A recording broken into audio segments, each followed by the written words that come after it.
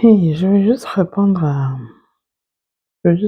à quelqu'un qui a posé la question qui semblait ne pas comprendre le post ou je veux dire le short qu'on a fait sur. C'était en fait, tu as une grande destinée, ben, marie-toi à quelqu'un de bien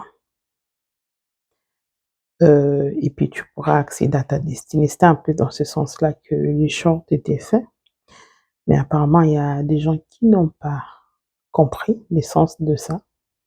Je vais juste expliquer brièvement pour dire que lorsqu'on parle de la destinée et le mariage, il y a toujours des liens. Si vous n'arrivez pas à voir le lien, c'est peut-être normal, vous n'avez jamais rencontré, je vais dire, des informations qui vous permettent de faire le lien. Je ne vais pas aller m'éloigner, en tout cas, je vais rester dans la Bible. On a on a Samson, qui avait une grande destinée et il n'est pas allé loin. Comme vous pouvez le voir, il s'est mis en couple avec une femme je vais dire, race ou d'une nation interdite par Dieu. Il ne devait pas. Deuxièmement, c'est une prostituée et celle-ci l'a livré. Voyez-vous, tout ce qui se passe dans la Bible, tous les récits qui sont écrits dans la Bible, c'est pour nous servir des leçons. C'est pour nous enseigner des leçons.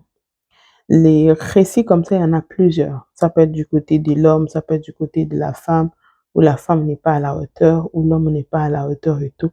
Mais ce qu'il faut savoir, c'est que la personne que vous choisissez de vivre avec, c'est très important. Ouais. Si c'est une personne, voilà, qui ne salit pas, ou je veux dire, qui n'est pas là pour vous aider, qui n'est pas là pour contribuer à votre appel, la personne va juste détruire votre appel, en fait. C'est comme je disais l'exemple de Samson dans la Bible.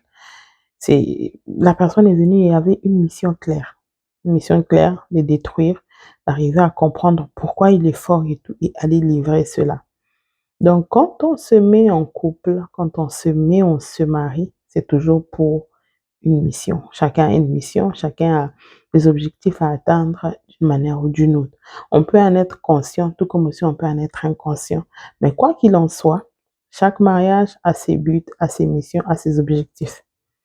Voilà. Certains détruisent, certains construisent. Mais je prie que Dieu t'accorde la grâce d'être un partenaire qui construit et d'avoir un partenaire qui t'est construit et ensemble construisez une grande destinée que vous êtes appelés à vivre et à voir. Que Dieu vous bénisse.